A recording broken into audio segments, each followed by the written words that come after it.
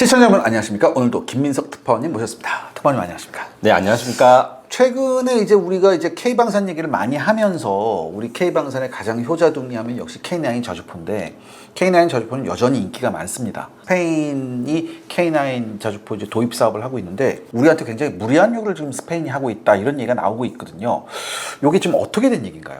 2026년 3월 24일 하나 에어로스페이스랑 스페인 최대 방산 기업인 인드라가 스페인 육군의 궤도형 자주포를 공급하는 구속력이 있는 계약을 체결했고 53억 달러 정도 되는 좀 큰 계약인데 53억 동안 한 거의 6.5조, 한 7조 정도 되잖아요. 네, 그 정도 되죠. 네. 설계 권한, 직접 재산권을 공유하고 여기 현지 버전 개발해서 약간 사람들이 불만이 있는 것 같아요. 이 불만의 내용이 뭐냐면 중기기업체, 그러니까 스페인의 중기기업체 사파에서 이제 K9의 그 변속기를 사용하도록 하자. 원래 지금 K9 지금 자주포는 한국제 엔진과 그다음에 미국의 앨리슨 변속기를 합친 이제 혼합 파워팩을 쓰고 있거든요. 여기서 변속기를 미국산 말고 스페인산으로 사자는 게 너무 갑질 아니냐라는 것이 기사로 나오고 이제 유튜브에서 다루는데 결론적으로 말해서 원래 당연하게 서비스하거나 해야 되는 것들을 조회수 때문에 좀 우리나라 다 뺏겼다 이런 식으로 침소봉대하는 게 아닌가라는 생각이 듭니다. 일단 지적 재산권을 공유한다 그러면 공짜로 호구같이 다 퍼주는 거 아니야? 이렇게 생각하실 수 있거든요. 조금 여기에 대해서 조금 소상하게 좀 말씀해 주시죠.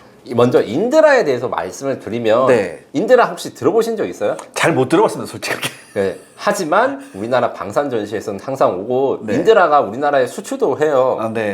공군 레이더라든가 레이더 쪽에 강한 이제 우리나라 치면 LIG 넥슨이나 하나시스템과 비슷한데 스페인도 자체적으로 재무장하고 이제 독자적인 방위 사업을 키우기 위해서 인드라를 장갑 차량을 생산하는 업체 이렇게 만들려고 하거든요. 지금 현재 스페인은 제네럴 다이나믹스 산타바바라라고 해가지고 장갑차 만드는 회사가 있는데 그걸 늘리는데 인드라가 이제부터 장갑차랑 자주포를 만들겠다 하면서 K9이 파트너로 끌어오는 겁니다. 요까지가 팩트고 그래서 K9 에스파뇰에 스페인산 변속기가 들어가면 어떻게 되냐? 스페인이 우리한테 돈을 더 주는 겁니다. 우리한테 돈을 더 주는 거예요? 이 지적재산권이라는 게 결국엔 독자적인 계량 권한이라든가 발전형이 있으면 요게 스페인이 뭔가 설계한 부분이 있다거나 바꾼 부분이 들어가면 거기에 대해서 로열티를 줘요. 예시가 뭐냐면 500MD 디펜더 지금 거의 원래는 되는 절대 거기에는 원래 토를 달아서는 안 된다고 유명하다고 그걸 4개나 달아서 근데 그 헬기를 한국 육군이 요구해서 만든 건데 이스라엘 살 때 그때 당시 휴즈사는 한국한테 로열티를 줬어요. 왜냐? 한국 요구로 맞춰가지고 한국이 개발비를 댔기 때문에 그 버전으로 이스라엘 팔 때 어느 정도 비용을 콜백 해줄 거거든요. 그렇구나. 그런 식으로 지금 K9 에스파뇰 버전이 나와서 요게 수출되면 거기에 대한 수출 금액이나 로열티 같은 것들을 스페인이 받고 현지 생산도 하고 요런 내용입니다. 근데 요게 왜 중요하냐면 스페인이 이번에 월드컵 어디까지 우승했죠. 우승했죠. 아르헨티나를 꺾고 연장 후반에 1대0으로 이겼습니다. 기가 막혔죠. 하지만 이 스페인이 단순히 축구만 잘하는 나라가 아니라 위상을 잘 생각해 보시면 스페인어를 쓰는 나라들이 남미라든가 굉장히 많고 영향력이 있잖아요. 그들은 그들의 영향력이 있는 것을 아니까 한국의 한화한테 제안을 한 거죠. 우리가 이제 현지 생산도 하고 기술도 얻어서 같이 생산하면 한화가 그냥 파는 것보다 훨씬 더 잘 팔 수 있다. 어디에? 스페인어로 쓰는 그러니까 중남미권에 미국산 대신에 사파의 그 변속기를 붙이고 그거 만드는 개발 비용, 그 다음에 개발해서 붙이는 시제차를 만든 다음에 한국에서 9,600km를 돌아가면서 이게 문제가 없는지 보고 그럼 개발이 완료되는 거예요. 근데 요거에 대해서 많이 터준다 아니면 이제부터 K9은 메이드 인 코리아가 아니다 이거 다 거짓말입니다. K9 이야기를 할 때 이제 좀 비유를 하자면 F-16 같은 경우에는 이스라엘 F-16은 또 마개조를 했고 아랍에미레이트도 F-16 할 때 마개조를 했고 심지어 일본은 마개조가 아니라 이름도 바꿔서 F2라고 하잖아요. 일본의 F2가 미쯔비시가 만들고 이제 길이도 늘어나고 막 미사일도 많이 싣고 했잖아요. 그럼 그거 생산할 때 로켓 마틴이 돈을 안 받냐? 받습니다. 그런 것처럼 K9이 워낙 국제시장에서 잘 나가고 그게 56%가 이제 2024년 기준인데 아마 지금 한 60% 넘었을 거예요. 각국에서 자기 버전으로 약간 이제 이렇게 말하면 되겠다. 포켓몬스터가 이 다양하게 진화할 수가 있어서 속성이 바뀌었을 때 것처럼 그런 느낌으로 하는 거기 때문에 이런 것들은 좋은 소식인데 마치 한국이 뭔가 지적재산권을 빼앗는다 이런 식으로 이야기하는 게 좀 문제가 있어요. 현금 박치기로 아무것도 이제 기술 이전 안 하고 수출하면 제일 많이 많이 남거나 이런 걸 하는데 그게 사실 제일 싸게 사는 방법입니다. 그렇죠. 기술 이전 받고 네. 현지 생산 권한하고 이제 공동 개발하고 할수록 개발비 우리한테 주는 비용 더 늘어지고 현금 박치기 대신에 대출을 끼거나 수출 금융하면 더 늘어나고 요거를 완전히 방산 수출에 대해서 잘못 이해하고 계세요. 방산 수출이라는 거는 단순히 좋은 무기를 사는 거에서 넘어서서 이 나라랑 그 나라랑 우리가 관계를 깊게 하는 겁니다. 생각해 보면 내가 무기를 수출했고 걔들은 우리한테 무기를 수입했는데 우리랑 싸우기 쉽겠어요? 쉽지 않습니다. 아, 네. 이런 것을 생각했을 때 좀 좋은 소식인데 마치 물타기라는 것처럼 보여줘서 저는 깜짝 놀랐어요. 특히 계약 체류의 규모가 155mm 자주포 128문, 탄약 보급차량 KTM 120대, 네. 지휘 통제 차량 11대, 군안 차량 21대인데 이 정도면 거의 폴란드 오, 버금가네요. 버금가는 수준의 사업이기 때문에 굉장히 좀 관심이 가거든요. 이 정도면 뭐 그 서남부 유럽에서 최강이 아닐까라는 생각이 들 정도인데. 네, 거기다가 차륜형 자주포도 그 같이 MH요? 팔 네, 오. 생각이 있습니다. MH는 제가 뒤에서 좀 더 자세하게 이야기를 할 건데 네. 이렇게 되면 저는 사실 굉장히 괜찮다고 생각을 해요. 물론 폴란드도 이제 생산을 하고 있지만 일단 폴란드는 지금 현재 K2 전차의 폴란드 여정, 네네네. K2 PL을 유럽 시장에 지금 팔려고 노력 중이고 네. K9 같은 경우에는 이 K9 에스파뇰 버전 요게 또 유럽 시장에 진출할 수 있는 좋은 기회가 되는 것이겠죠. 네. 그럼 제가 여기서 두 가지 여쭤보겠는데요. 하나 에어로스페이스의 입장은 뭐예요? 그 스페인산 장비를 다 입고 개량하는 거 개발비 한 좀 얼마든지 맞출 수 있고 현지 맞춤형이 가능하다. 요것을 집중적으로 홍보를 하고 있어요. 아. 그리고 계약 규모가 지금 보면 상당한 것도 알 수 있듯이 스페인이 추가적인 요구를 해서 이게 가격이 올라간 것은 다 우리한테 이득이 되는 거거든요. 네. 마지막으로 한 번 더 이야기하자면 그래서 IP를 가져가거나 공유하는 게 마음대로 갖다가 팔 수 있는 이런 게 아니고 네. 어차피 창원에서 생산한 부분이 스페인산 K9에 들어갈 수밖에 없어요. 네. 호주에 들어가는 그 자주포도 사실 호주 버전은 컨버전 개량이 많이 됐거든요. 네. 그렇다 해가지고 한국에 남는 거 없다. 뭐 호주에 공장이 있으니까 한국에는 일감이 없다. 이렇게 하는 거 다 거짓말입니다. 네. 사실 제일 좋은 방법이 앉아서 돈 버는 방법인데. 맞습니다. 실제로 이 스페인의 좀 어떤 기계공학이랄까 이런 산업 수준은 어때요? 제가 알고 있기로는 스페인에 벤츠 공장도 있고 BMW 공장도 있고 그다음에 라인메탈의 일부 뭐 부품 공장도 제가 있다고 알고 있거든요. 어떤가요? 인드라 자체가 이제 세계에서 수입권의 그 레이더라든가 전자장비 제작 업체이고 한국도 그걸 수입하고 네. 우리 장고 3 잠수함에도 그 장비가 달려 있어요. 네. 요 정도인데 이거 외에도 이제 방금 말한 GDLS 산타바바라 같은 경우에는 장갑차라든가 이런 것들 수출 실적이 상당히 있고 항공기 같은 경우 우리도 스페인산 항공이 쓰고 있죠. 아, 뭐였죠? CN235. 아, CN. 물론 일부 버전은 이제 네. 인도네시아 생산 버전, 네. 일부 버전 이제 본토 이제 스페인 버전인데. 아, 나 근데 CN235 하면 왜 인도네시아밖에 생각이 안 나죠? 아이 저희 인도네시아한테 가서 기피 받아가지고 차세대 전투기를 어떻게 할지 많이 고민인 상태예요. 네네. 스페인은 원래 F-35 구매를 좀 고민했다가 스페인 항공모함에서 F-35 운용할까 했다가 지금 좀 이게 맞나 이렇게 고민하는 단계이고 GCAP를 갈지 아니면 독일과 프랑스의 FCAS를 갈지 고민하다가 지금 FCAS 그러니까 독일과 프랑스의 차세대 전투기 사업 완전히 파토가 났습니다. 아, 그거 완전히 엎어진 거예요? 네, 빠이빠이. 그러니까 독일하고 프랑스하고 뭐 합작해서 된 얘기가 없어요, 사실. 그래서 스페인의 항공산업도 지금은 이제 유로파이터를 상당 부분 생산하고 있고 유로파이터가 FX 사업 때 그 제한됐지 않습니까? 네네. 만약에 우리가 유로파이터를 샀으면 스페인에서 생산한 유로파이터를 공급받는 거였어요. 그리고 튀르키예가 지금 유로파이터를 수입한다는데 그것도 스페인 공장에서 나온 걸 삽니다. 이런 식으로 상당 부분 저력이 있는 국가라서 이런 나라들한테는 그냥 단순히 완제품을 팔고 현금 박치기 아니라 공동개발, 공동생산해서 그 나라 현지 조건 혹은 그 나라가 더 추가적으로 개발해서 발전된 버전을 개발해서 팔고 공동 마케팅하는 게 굉장히 중요한 거죠. 그 나라가 허브가 돼서 이렇게 퍼져나가는. 그리고 말씀드린 대로 월드컵 우선국인 스페인이 예, 국제적인 영향력이 상당히 있다. 스페인어 쓰는 국가들한테 보고 있습니다. 알겠습니다. 스페인 그러면 우리 KF-21N 이거 수입하면 될 것 같아요. 아니 저도 그렇게 하고 싶은데 스페인이 지금 현재 그 약간 딜레마가 좀 많이 있어요. 네네. 유럽의 재무장 분위기는 분명 명백합니다. 특히 우크라이나 러시아 전쟁이 장기화되면서 유럽이 다 무장을 재무장해야 된다. 하지만 스페인의 위치 어디입니까? 서쪽 끝에 있으니까 야, 러시아의 위협에서 가장 멀리 가장 있어요. 멀잖아요. 예. 스페인 내부에서는 우리가 EU의 기조에 맞춰가지고 같이 이렇게 재무장하는 게 맞냐, 돈이 그렇죠. 많이 간다 이런 반성도 사실 좀 있어요. 물론 바다 건너 지중해지만 바다 건너 지중해 이탈리아만 해도 이제 재무장을 엄청 열심히 하고 하는데 스페인은 조금 더 지켜봐야 된다라는 게 맞는 것 같습니다. 알겠습니다. 시청자 여러분들의 구독과 좋아요는 영상 제작에 정말 큰 도움이 됩니다. 여러분들 부탁드리겠습니다. 구독과 좋아요. 글로벌 자주포 시장에서 우리가 노다지가 뭐냐라고 했을 때 역시 미국 아니냐. 우리가 미국에 뭐가 됐든 장비 하나 제대로 들어가면 그때부터는 게임이 끝난다고 저는 항상 생각을 했었는데, 그런 의미에서 지금 미국이 현재 차세대 자주포 사업을 하고 있잖아요. 네. 여기 우리 K9이 들어갔습니다. 이건 지금 어떻게 돼가고 있습니까? 결론적으로 말해서 저는 굉장히 바라고 있는데 네. 제가 바란 것 중에 안 된 게 하나 있었죠. 뭡니까? 캐나다 잠수함 사업이 지금 댓글에 특파원님 책임지시라고 캐나다 안 된 거 책임지라고 지금 얘기가 나왔습니다. 그래서 변명을 일단 하고 이제 머리부터 막자면 캐나다 잠수함 사업이 굉장히 어려운 것이라고 말씀드렸지만 저는 어려운 곳에서도 사업 초기의 그 승률 확률보다 사업이 이제 종반으로 가면서 계속 승률이 높아진 걸 확인했고 네, 전 그래서 이 상승 추세인 K방산이 드디어 다나 이렇게 기대를 많이 했습니다. 그리고 실제로 마크 카니 총리도 독일과 한국 간의 그 기술 이하드가 점수 격차가 그렇게 크지 않았다 이렇게 했는데 뭐 종이 한 장 차이라는 언론 보도도 나왔고요. 예. 독일에서부터 우리가 잠수함을 배워보는데 이제 독일을 위협할 수준까지 됐다. 이거 자체도 대단하지만 솔직하게 말씀드리면 방산 그 수출이라는 건 앞으로 계속 많이 이야기를 하겠지만 10번 도전해서 한 번 성공하면 이게 승률이 엄청 좋은 겁니다. 그리고 그게 10년치 먹을 거리가 되는 겁니다. 방산 수출이라는 게 일반 상용 제품 수출, 그러니까 휴대폰이라든가 컴퓨터 뭐 몇만 대 몇천 대가 팔린 게 아니라 특정 그 나라가 선택을 하는 것이기 때문에 등락폭이 굉장히 커요.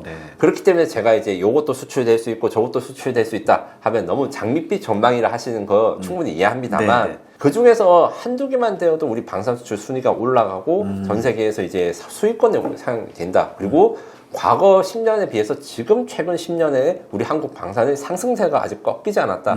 이것은 제가 자신 있게 말씀드릴 수 있습니다. 미국 자주포 사업은 결론적으로 말씀드려서 저는 사실 딱 한 나라만 이기면 좀 괜찮지 않을까. 우리가 그럼 충분히 결승에 갈 수 있다는 얘기인가요? 네.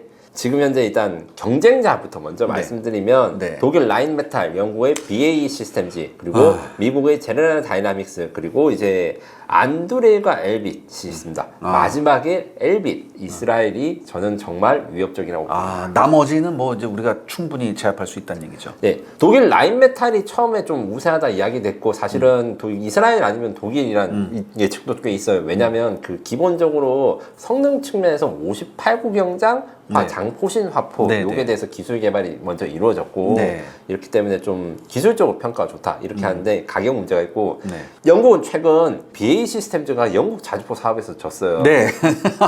라인메탈 졌지만 이런 식이기 때문에 영국 BAE 시스템즈는 사실 스웨덴의 샤브 아처 자주포를 이렇게 제안했는데 그렇게 수출 경쟁력이 높진 않은 것 같아.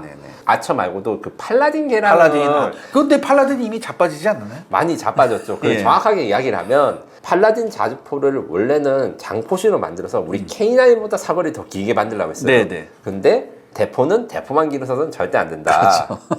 왜냐면 이제 포 충격이라든가 이런 게 안 돼서 또 차체를 또 새 걸로 바꿨네요. 근데 그래도 안 돼가지고 지금 MTC 모바일 택티컬 캐논이라고 하는 차세대 자주포 사업이 아예 새로 진행되고 있는 거거든요. 그래서 영국의 가능성이 낮다. 이스라엘이 좀 위협적입니다. 그 이스라엘은 또 더군다나 미국하고 좀 특수관계잖아요. 많이 특수관계인데다가 지금 트럼프 대통령과도 특수관계.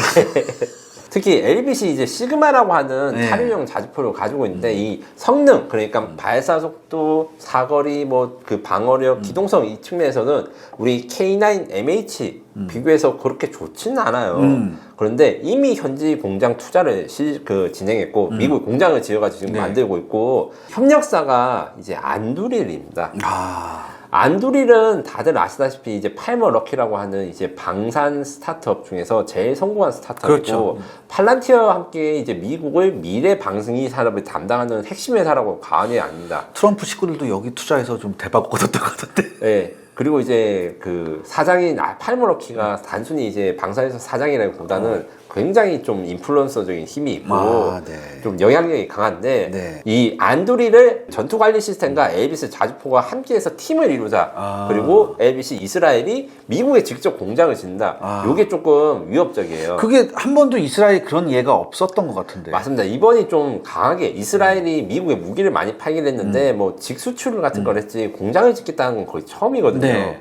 그래서 이스라엘 애들도 지금 현재 많이 열심히 노력하고 있구나 이렇게 생각하시면 되고, 대신에 하나 디펜스 USA가 지금 홍보하는 걸로는 우리도 기술적 그다음에 그 생산 역량 측면에서는 절대 밀리지 않는다라고 정리를 하고 있습니다. 우리도 이제 현지 공장 세우고 이런 거 다 준비를 하고 있고. 그런 면에 있어서는 하나가 훨씬 더 공격적이지 않을까요? 네. 이스라엘보다? 네, 일단 아칸소주에 지금 13억 달러 규모의 탄약 공장을 내년에 착공할 예정이고. 그래요? 예, 요것은 자주포와 완전히 별개입니다. 별개죠. 자주포도 이제 지금 되면 이제 자주포도 현지 생산 추진을 할 거고. 이게 미국에서 아칸소주는 가장 가난한 주 중에 하나인데. 예, 그리고 이제 대통령이 한번 나온 주죠. 예, 클린턴 대통령. 예.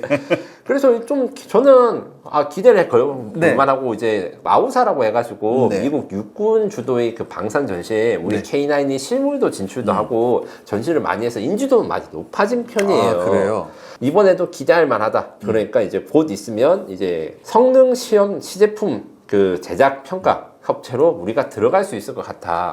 적어도 2순위 안에는 들어갈 수 있지 않을까. 뭐 이 정도로 생각을 하고 있습니다.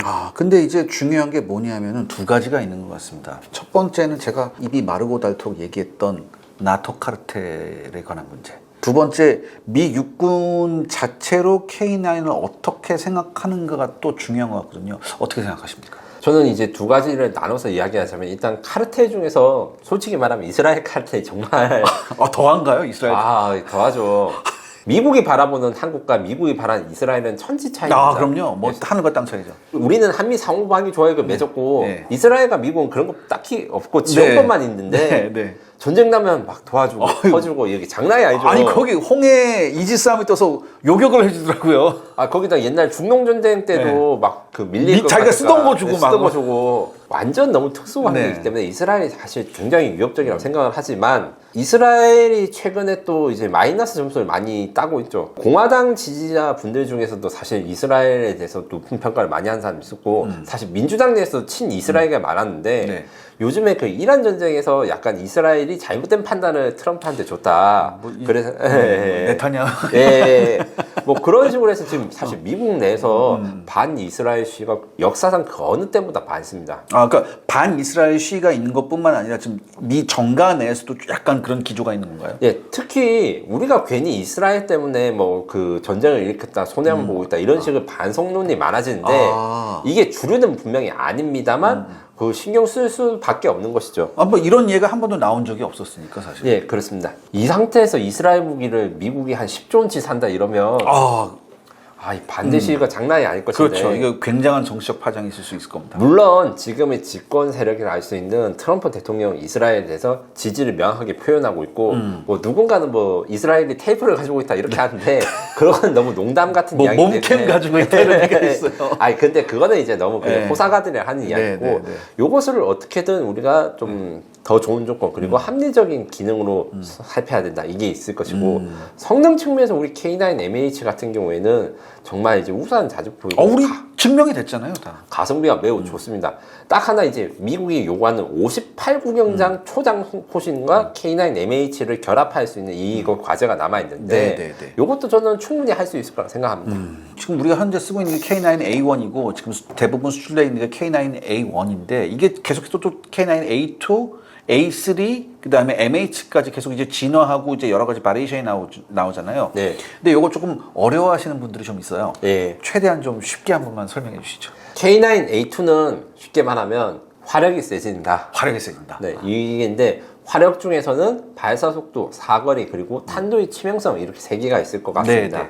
K9 자주포 2차 성능 개량은 지금 2023년 11월부터 해가지고 올해 말까지 지금 개발이 지금 할 예정이고 지금 K9A2 시제차가 만들어진 것은 있는데 아직 공개가 안 된 걸로 알고 네, 있습니다. 네. 곧 공개가 될 것으로 생각하고 네, 있고 네. 영국에 한번 시험 차량이 K9A2 시제차가 갔는데 네. 지금 그래서 인터넷에 공개하는 K9A2라고 검색하는 거는 사실 영국의 그 출품하러 갔던 차량인데 거기서 좀 몇 가지 달라진 적이 있습니다. 아, 네, 그래요. 첫 번째로 호주 지금에 수출된 그 AS9 헌치맨 자주포에 RCWS가 달려 있어요. 아, 무인 포탑 같은 게 있어요? 네, 맞습니다. 기관 무인 기관 포탑 이게 있어가지고 자체 방어하는 거. 요게 지금 기존에 있던 이제 그 K9A2 프로타입에서 들어갔고 장전이 자동 장전이 방식이 들어가는데 이게 시제품과 완성품의 자동 장전 방식이 좀 더 효율적으로 바뀌어서 효율적으로. 그 포탑 모양이나 이런 게 조금 더 그 달라졌습니다. 뒤가 조금 이렇게 더 툭 튀어나왔어요. 네, 맞습니다. 맞습니다. 그래서 이제 원래는 이제 장약과 포탄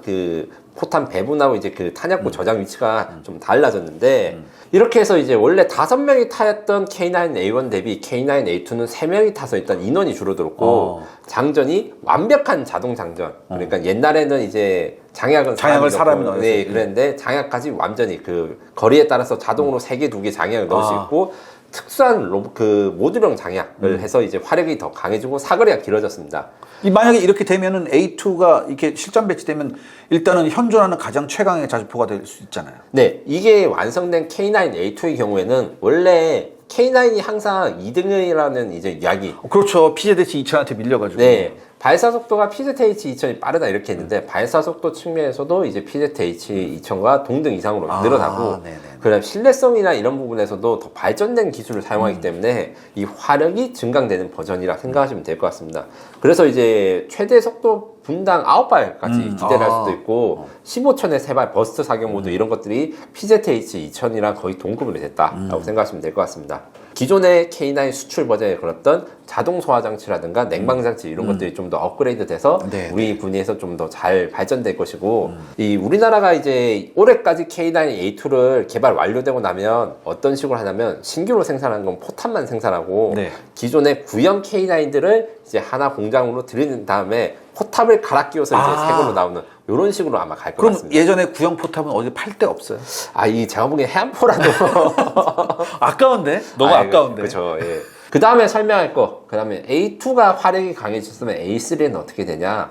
A3는 사람이 안 탑니다. 사람이 없어진 거. 네. 자주포가 왜 사람이 없어야 되냐? 이렇게 이야기를 하신 게 여러분도 있어가지고 세계 최초이자 유일한 유무인 복합 자주포가 바로 K9A3입니다. 지금 독일이라든가 미국 그 어느 나라도 이제 미국 해병대가 실험적으로 하는 프로젝트 제의하고는 자주포를 무인으로 굴릴 생각을 안 하고 있는데 우린 이걸 무인으로 굴리겠다. 그래서 K9 자주포가 지금 자동 장전이 돼서 포수나 장전수가 필요 없게 됐잖아요. 네네네. 거기다가 운전도 자동으로 해서 3명의 승무원이 없어도 되는 자율 운전 장비를 위해서 라이더라 그다음에 화상 시스템 이게 있고 그다음에 동조 조종 장치라는 게 들어갑니다. 쉽게 말하면 모든 K9A3가 무인화가 아니라 사람이 탄 K9과 그 사람이 안 탄 K9이 딱 A3가 구별되고 혹은 지휘 차량 K11이라고 합니다. 네네. 여기에다가 조종한 사람이 원격으로 조종을 하는 겁니다. 근데 그 원격으로 조종할 때 한 명이 여러 대의 K9을 움직일 수 있어요. 사람은 맨 처음 선두 차량만 직접 조종하거나 아니면 원격으로 이렇게 조종을 하면 그 핸들을 움직이거나 엑셀 받는 거를 그대로 받아가지고 뒤에 차가 그대로 따라한 거예요. 그러면 나란히 주행을 하게 됩니다. 그런 식으로 주행하는 거랑 완전 자율 모드 두 개가 다 지원되고 예, 이 자주포라는 게 이제 최전선에 싸우는 거라기보다는 최전선에 좀 멀리 떨어진 데서 화력 지원하는 것 때문에 그렇기 때문에 이게 좀 가능하지 않을까. 그리고 근데 또 무인화의 필요성이 왜 있느냐. 최근에 우크라이나 러시아 전쟁에서 자주포는 굉장히 중요한 사냥 대상이었습니다. 그렇죠. 뭐 드론이 와서 갖다 박더라고요. 이런 점에서 생존성 문제가 대두돼가지고 K9A3 자주포의 그 거의 유무인 복합이라서 지휘 차량 한 대에 4대 이상이 무인 자주포 이렇게 연결하는 요거 했는데 이렇게 되면 생존성이 대폭 올라갈 것입니다. 그러면 사람이 원격으로 조종했을 때 뭐가 문제가 있을 것이냐? 사람이 탄 차량 같은 게 공격받으면 그러니까 또 그거 집중 공격 공격하고 대상. 무인 자주포가 못 움직일 거 아니에요. 네네. 그걸 막기 위해서 K11 복합 지휘 차량은 말이 그냥 포병 지휘 차량이지 그 안에 그 K9 조종수들이 다 탑승하고 콘솔이 이렇게 딱 있군요. 방어 무장들이 있습니다. RCWS 말고도 이제 공격 드론이라든가 요격 드론을 갖춰가지고 자체 방어 능력을 굉장히 튼튼하게 키울 겁니다. 그래서 사람이 탄 것은 굉장히 그 방어력에서 마치 이제 대공 차량처럼 이렇게 다니고 그것들이 이제 그 무인 자주포들을 통제해서 다니는데 이렇게 되면 최근에 지금 이제 병력이 많이 줄어들고 필요한 우리나라 같은 이제 좀 국가들한테는 아주 핵심적인 인구 절벽의 위험에 있는 국가들한테는 네. 굉장히 좋은 솔루션이 될 수 있겠네요. 네. 그리고 마지막으로 이제 K9 MIH 자주포. 네. 요거는 방금 말씀드렸듯이 우리가 수출형 자주포라고 합니다. 이게 트럭 위에 실린 거잖아요, 포탑이. 이것은 이제 K9A2를 개발하면서 K9A2의 그 장전 장치랑 이것을 그대로 이제 들였습니다. 제가 방금 전에 K9A2는 기존 K9 차체에다가 신형 포탑을 얹는다고 했잖아요. 네. 이 포탑을 다듬으니까 트럭에도 얹을 수 있네? 라고 하는 게 이제 K9 MH라고 해서 수출형 사업으로 됐는데 이게 수출 고객의 요구에 따라서 트럭을 바꿀 수도 있습니다. 그러니까 그 나라에서 우린 이런 트럭 개발하는데 우리 거 위에다 올려줘. 충분히 가능하다는 얘기죠. 맞습니다. 그래서 이제 유럽 수출 버전은 체코 타트라사, 그다음 미국 수출 버전은 또 미국 트럭 이런 거 다 이제 모두를 할 수 있고 장기적으로는 이건 이제 아직 이제 좀 고려 중이지만 포탑 안에 포탄과 장약과 모든 장비들이 들어가 있어서 뭐 함포라든가 해안포로 이제 발전될 가능성도 있습니다. 왜냐하면 포탄만 얹으면 딱 끝이기 때문에.